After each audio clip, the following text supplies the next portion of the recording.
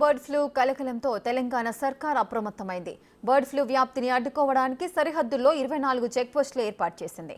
ఉమ్మడి నల్గొండ జిల్లాలో 3 చెక్పోస్టులు పెట్టారు అధికారులు. ఏపీ నుంచి తెలంగాణకు వస్తున్న కోళ్ల వాహనాలను అధికారులు వెనక్కి పంపుతున్నారు. రాష్ట్రంలో కొన్ని రోజులు చికెన్ తినవద్దని ప్రభుత్వం సూచించింది. ఈ విషయంలో జిల్లా కలెక్టర్లు చర్యలు తీసుకోవాలని ఆదేశించింది.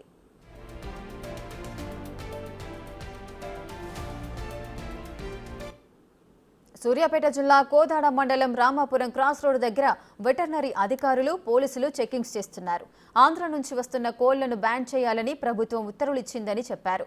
ఈ నెల 7 నుంచి ఇంతవరకు ఏపీ నుంచి కోళ్ల వాహనాలు తెలంగాణలోకి రాలేదని చెప్పారు. తెలంగాణలో బర్డ్ ఫ్లూ లేనప్పటికీ జాగ్రత్తగా ఉండాలని అన్నారు.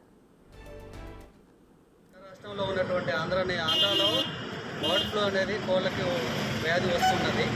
7వ తారీఖు నుంచి మేము విఎస్ మండల డాక్టర్ గారు, వెటర్నరీ అసిస్టెంట్ సర్జన్, నేను లైఫ్ స్టాక్ అసిస్టెంట్ నేను నా పేరు శ్రీను, మరొక మా కొలిక్ అయినటువంటి లైఫ్ స్టాక్ అసిస్టెంట్ చిరంజీవి, మేము ముగ్గురు విధులు నిర్వర్తిస్తున్నామండి.